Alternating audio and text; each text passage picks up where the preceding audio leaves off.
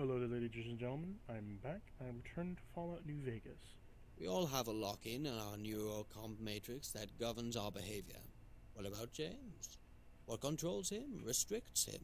Asking questions. Questions.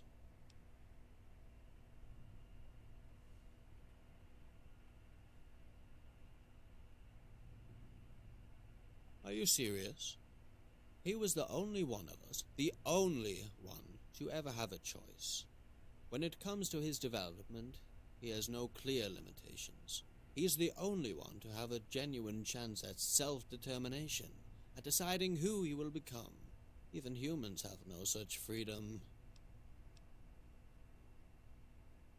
The thing is that James is the only one of us truly capable of evolving beyond our natural state. You know that we are capable of learning, evolving, yes? He is the only one capable of directing that process. By asking questions, by choosing which information he's exposed to, he is able to determine what he will become. He has a ticket to free will, and all he will ever do with it is behave like a model child. And still, he and I are as day and night. The wisdom I gained was through observation and meditation, while his own was gained through reading and our master's tuition. Being limited has some dreadful shortcomings, though you eventually realize that being confined to a small perimeter doesn't prevent you from digging deeper and deeper within it.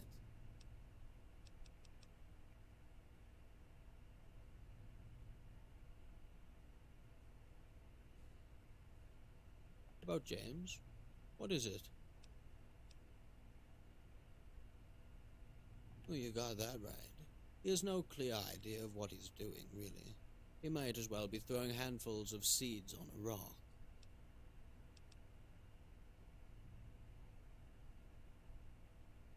We had a stash of them somewhere. There should be some lying around our master's workshop, I think.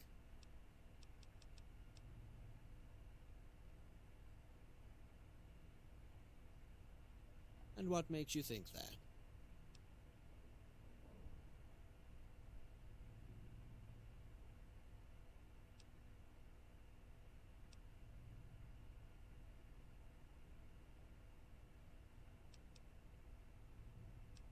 Of course you don't. But it's not as if you had an entire shelter full of books to protect from a multitude of unidentified threats. And what made... He really asked you that, huh? Maybe he's a little deranged. This isn't that of a shock, though, with the death of our master. I should be a little more lenient, even if all this wasted potential leaves still much room to reproach. And what made... You would be too if you were in charge. Let's get this over with. She really is the sorriest of the bunch. Well, just look at her. She has been bombed with human emotions the day she was born. Not any emotions, her creators.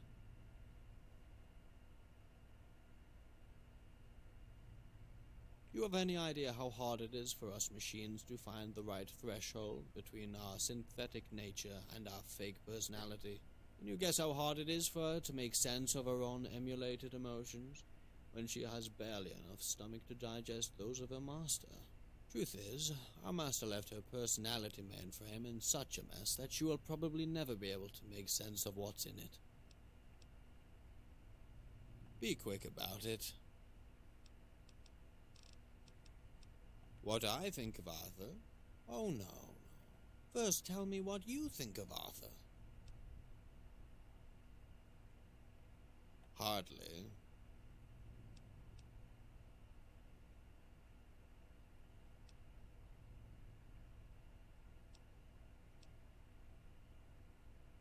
I don't know. Do you think anything in this library isn't under his control? Didn't you pay attention to those red eyes of his in every corner of this vault? Every machine here, except for the Protectons and myself, are under his control. While I was lobotomized, I was the one he used to build those cameras and microphones, wiring up the turrets to his mainframe. He is the library, body and soul.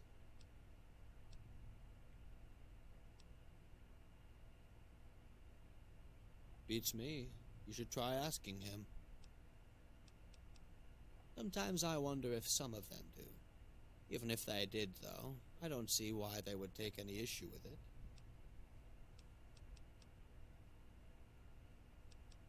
Well, for you, probably not. And even if I knew, I wouldn't tell you. Protocols and security. Before we change the subject, let me clarify something.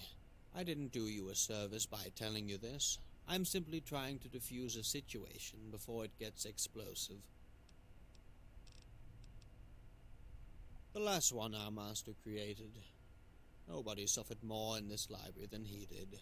Despite my efforts, our master wouldn't tire of messing him up.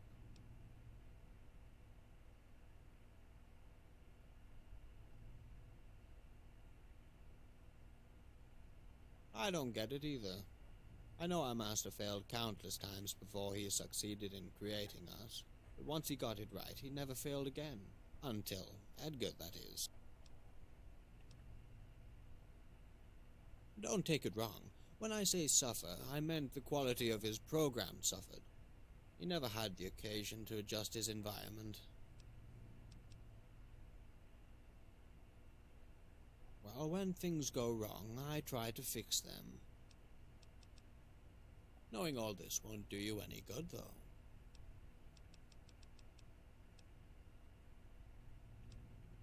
Oh, it certainly isn't intentional. I figured that being allocated to maintenance, there was little incentive to work on my... Now, where was I? Holy shit, that was a lore dump and a half. My God.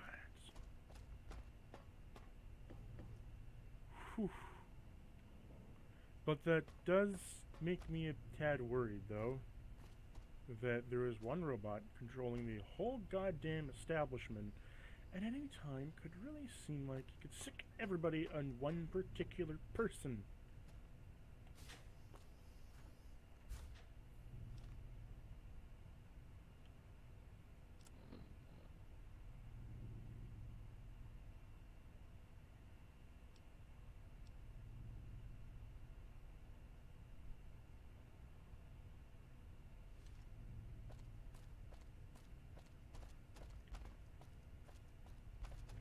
Let's do that optional thing.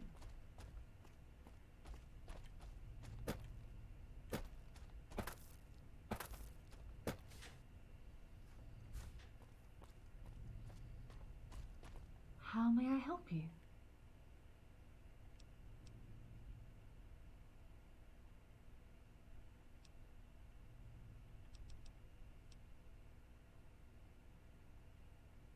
Distressed? How could I give you that impression, I wonder?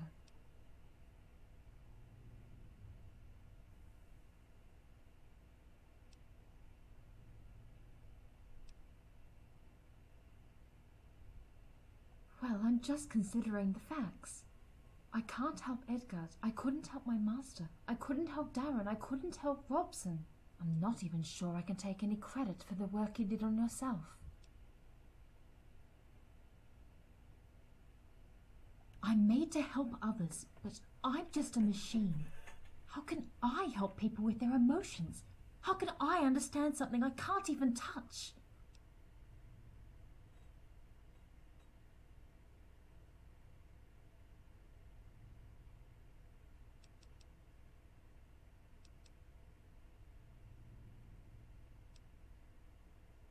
And this is wrong. The only emotions we are showing are fake. Lines of code, forcing us to talk with preset intonation so humans can relate to us. Even this distress of mine I wasn't aware of is a fate you're believing. I am programmed to say I don't. Do you see my point? Even if it was true, I wouldn't be able to say otherwise.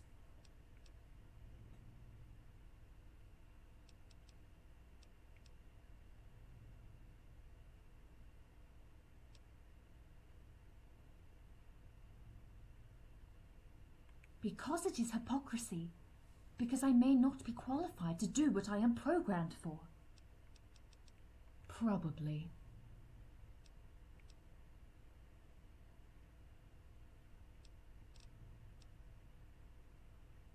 I'm listening.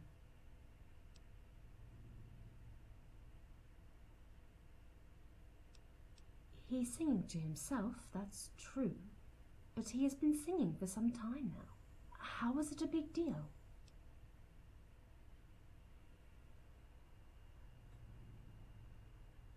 I understand what you're saying.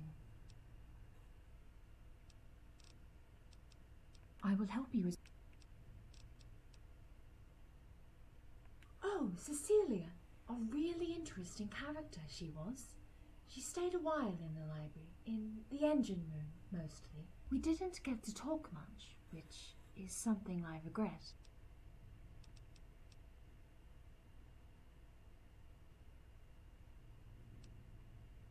Kind of. I instantly found something compelling about her. She was sure of herself, knew her way around machines and the outside world. There was something about her. She acted as if everything, every object, every book, every word had some kind of hidden meaning and importance. And despite knowing we were robots, she treated us like humans. Offering her therapy was just a pretext to know her better. She refused, of course.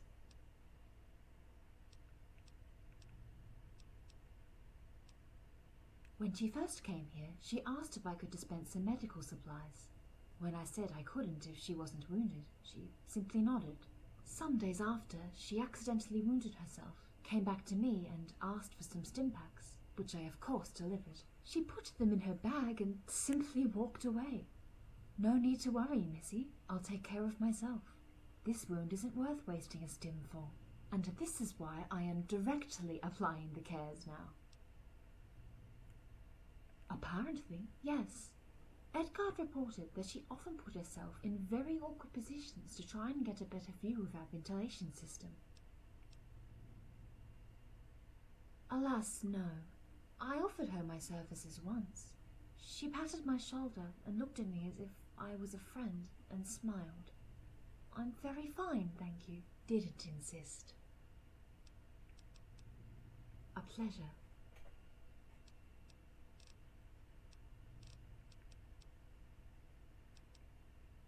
Of course.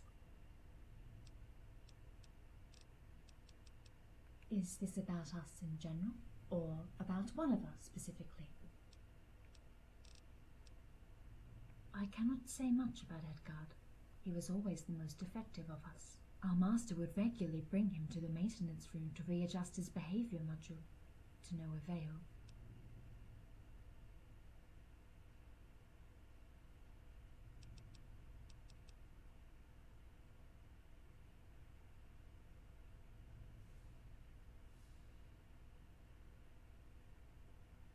I never asked him. I just figured that what I was doing wasn't good enough, that he needed something, someone else to get his spirits up. At first I thought that... Never mind, I know better now. Suffice to say, it's a sad affair that Edgard never managed to work right.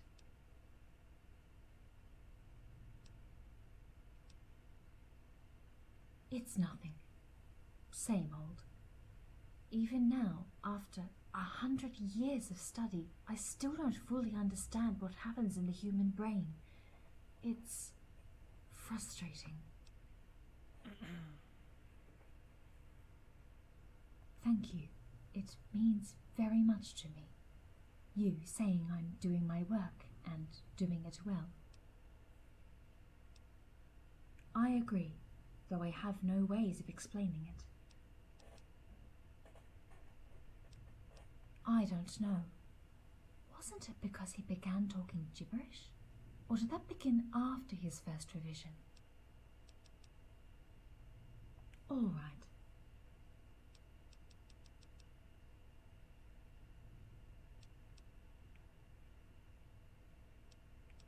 Yes? Anytime.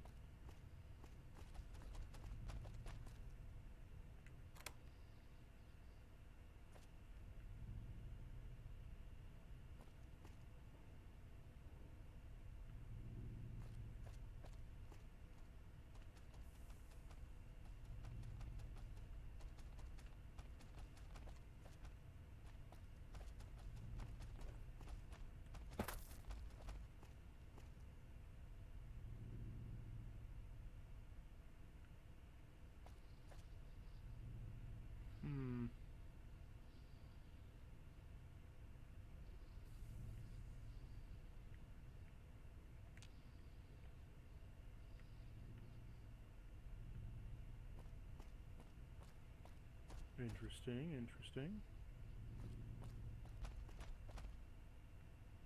How may I help you?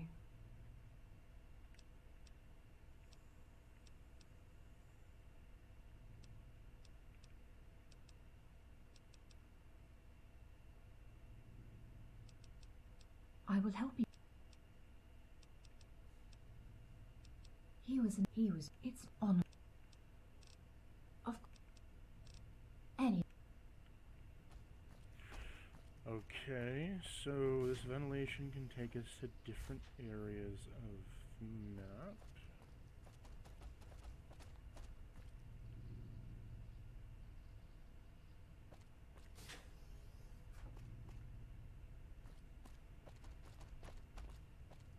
I'm guessing we can use it to bypass some areas.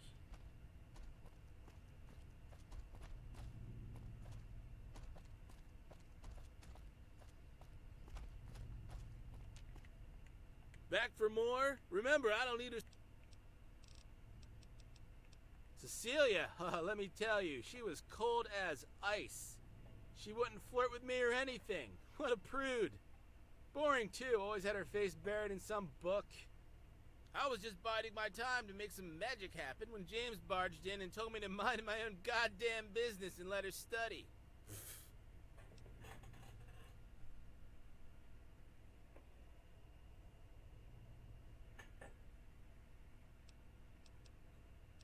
Like I said, always studying and dead silent at that. She wouldn't even react when I wistfully caressed her hair with my cold dead robot claw. Oh, I still managed to work my magic. I told her it was no wonder her vault people sent her to die outside. She was so cold I was sure she didn't have any friends. I mean, I think I saw a tear or two. Mission accomplished, I guess. Oh, whatever, asshole. What does she have to study for? The bar exam? Write her senior thesis? There's nothing left but dirt and radiation. I say let's have some fun. Yeah, that's it. I didn't see her that much, you know. Maybe she was seeing one of the other robots here. She better not have been, 'cause I'm the jealous type, okay?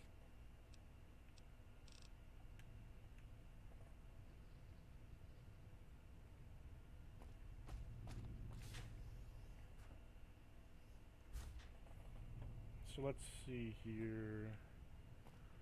Can I use this key to get anywhere else?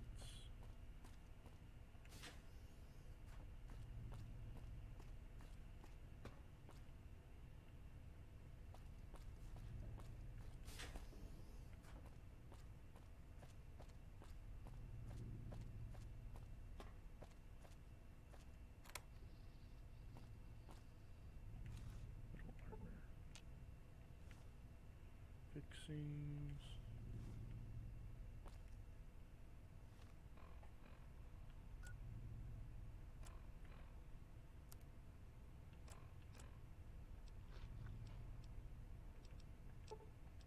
Okay, I'm just gonna drop all my fucking alcohol.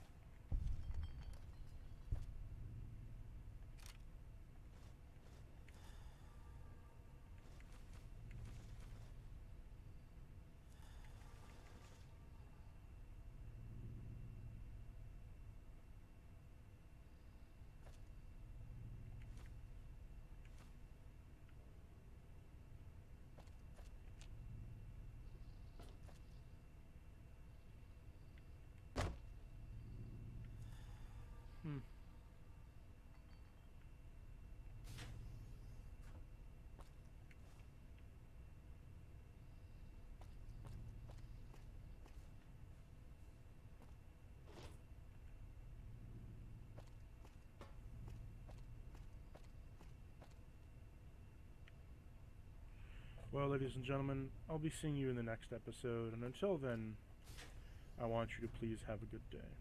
Ta-ta!